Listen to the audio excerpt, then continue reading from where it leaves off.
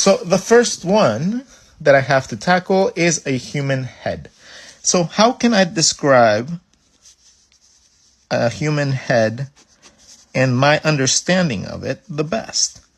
Well, the way that I'm going to try to do this real fast is by showing a demonstration of how to build the face in a couple different ways, right?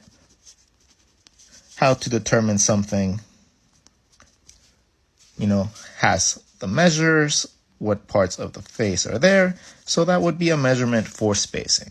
If I went from the side, I would show that I understand the same spacing on the front and the side, and I would try to replicate that same pose. Not necessarily trying to do a turnaround or anything like that, just trying to demonstrate that I know where elements fall.